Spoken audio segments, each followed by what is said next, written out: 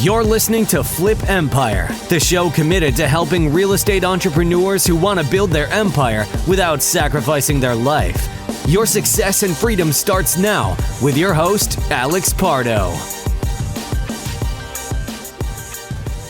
Hey there, welcome. This is Alex Pardo, and I appreciate you joining me on episode 605 here on the Flip Empire Show.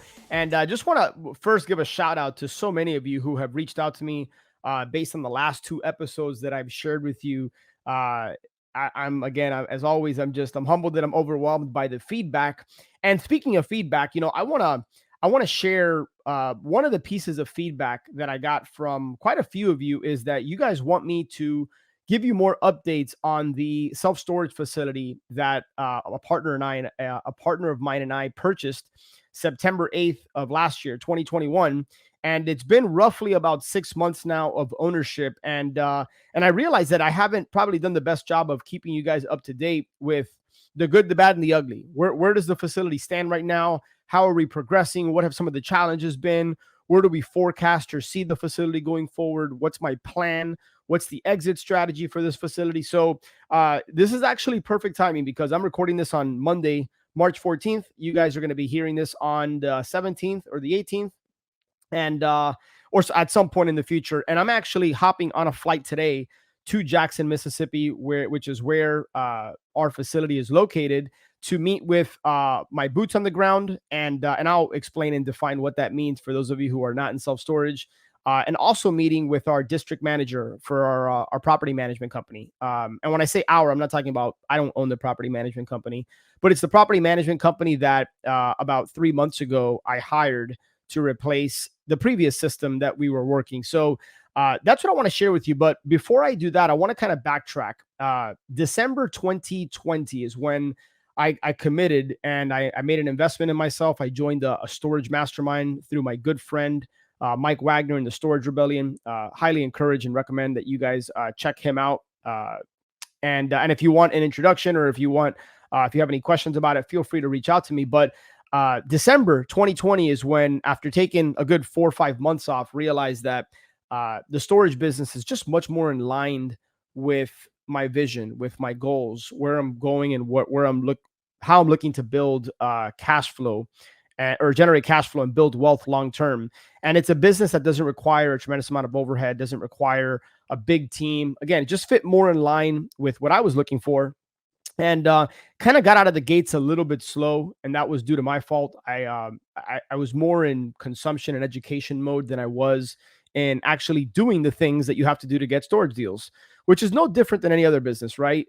Any business requires marketing, requires lead gen, requires consistent follow-up. It requires implementing systems. It requires, as I talked about on the last couple of episodes, surrounding yourself with the right who, not being so concerned with the how, but figuring out who the right people are that you can surround yourself with. Well, it wasn't until about a year or so ago to the day, early March, where I said, hey, I'm not seeing the results I want. This is on me. What do I need to do better? Where do I need to get more consistent? And I just put my head down. I got to work.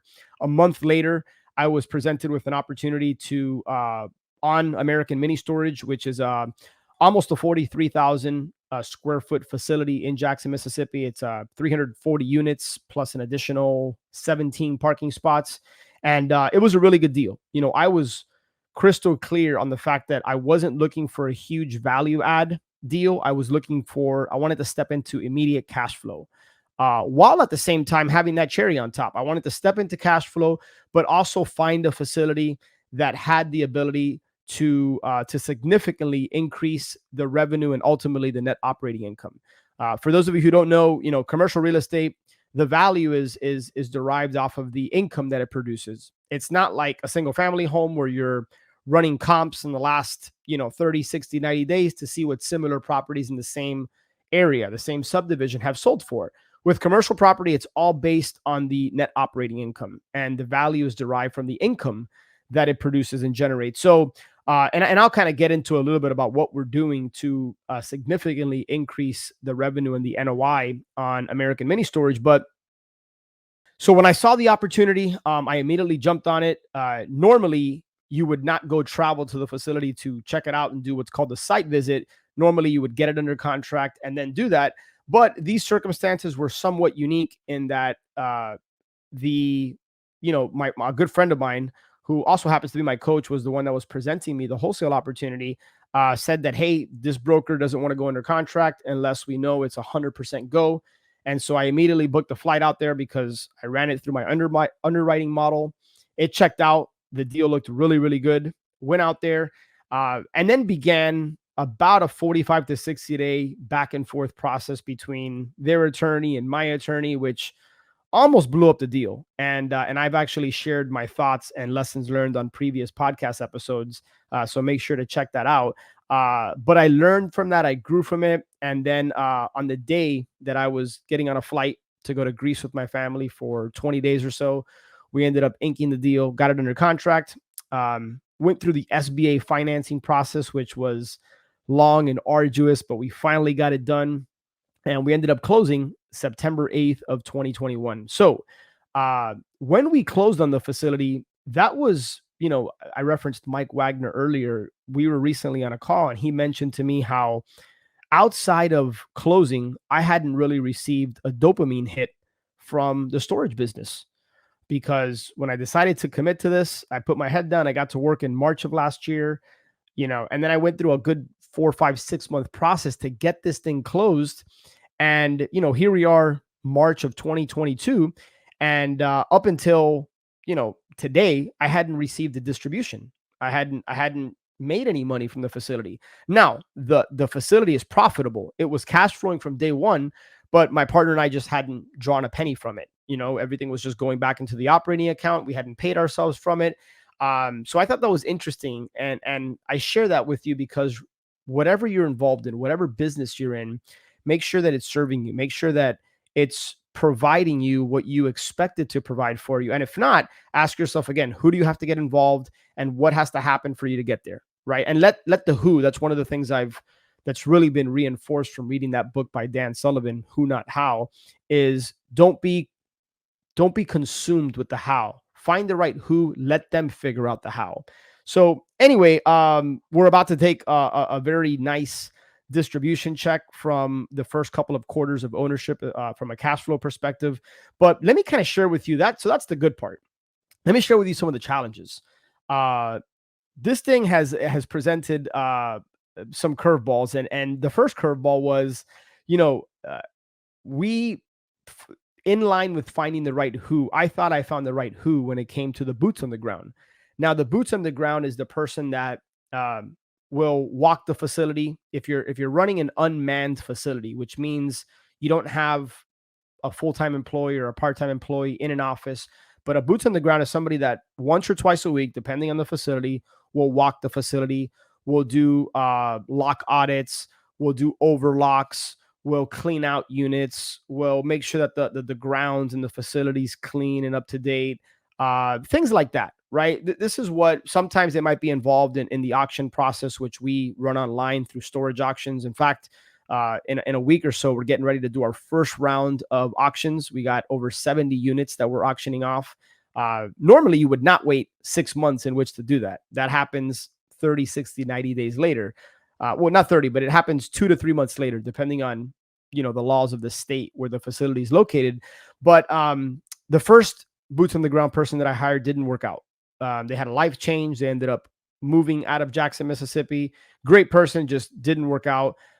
She referred and recommended somebody that I should have done more due diligence and more vetting. That was my mistake. That person didn't last very long. Just wasn't the right fit. Not a bad person at all. Just didn't work out. Fortunately, the day of closing that I went out there, again, I've always been a relationships guy. I've always been someone, hey, let's build relationships with the right people. Let's figure out how can I add value to people? How do I just continue to expand my network, but not just expand, but go deep with the right people? Well, I happened to meet the day that I was walking the facility before closing. I happened to meet somebody who was working for the property management company from the previous owner. And we, exchanged pleasantries. We had a good 5-10 minute conversation about the facility. I asked her, hey, how are things going? Where are some of the challenges that lie with the facility? Of course, I already had these answers, but I hadn't met her before. So wanted to just kind of establish some rapport, start building a relationship. Well, long story short, I ended up getting her information. We kind of stayed in touch every couple of months or so, and I decided to reach out to this person when I saw that it wasn't working out with my boots on the ground, and it ended up, long story short, it ended up working out. That's our boots on the ground person. She's a rock star.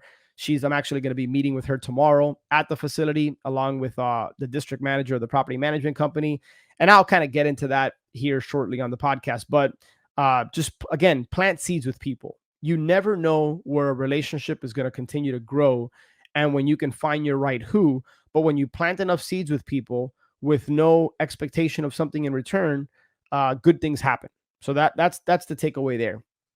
So the boots on the ground was one curveball and challenge with the facility. The second was that I hadn't heard about the existing property management company that I'm working with now, who I heard about through my mastermind. So I ended up using Easy Storage Solutions, which is, they're the ones. It's a software that manages rentals and when people move out, and the payment processing and the marketing and all that kind of stuff. Not the best system out there, but certainly many storage investors have been very successful using ESS. But with the size of my facility, I felt that it could justify a larger expense going to a better software, and ultimately that my facility could afford hiring a property management company that was more dynamic, was more in tune with how to continue, like rate management, dynamic pricing, all these different things that you learn about when you get into business. I would have had to have done that, or my boots on the ground would have had to have done that, where I was so clear in the fact that I don't want to be involved in the operations. I want to find the right who. This property management company for me was the right who.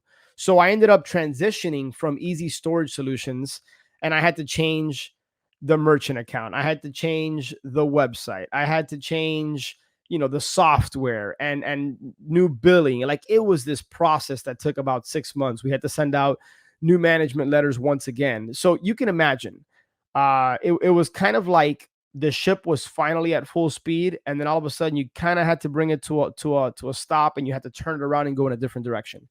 That's what it felt like. But I'm happy to say it's been 2.5, 3 months now with this particular property management company. We're still working through some of the kinks and some of the challenges, but we're headed in the right direction. When I closed in the facility, we were at 70, almost 71% occupancy. Today we're at 76% occupancy. That number will steadily increase over the course of the next 30 to 90 days. Again, we're auctioning off about 70 something units, which means that that's new inventory that's going to hit the market. And what's amazing about storage, guys, is that when you generate income, there's a multiple on the value of the facility. And it's kind of hard for me to illustrate and explain what I mean by that. But with every dollar that comes in, there's a significant impact on the overall value of the facility. Particularly nowadays, storage is trading at, depending on the size of the facility, depending on a lot of variables and a lot of factors, storage can trade from as low as 4 or 5 caps all the way up to 8 or 9 caps, right? But a good sweet spot that I'm seeing is kind of 6 to 7.5, 6 to 8 cap. And so with the more revenue or money that a facility generates, the lower cap it'll trade at, which means the more money you're going to make long term. Now, as far as our exit strategy, what's great about this facility is that it's cash flowing, so it fits my vision. It's what I'm looking for. I own this facility 50-50 with a money partner who put up all the money.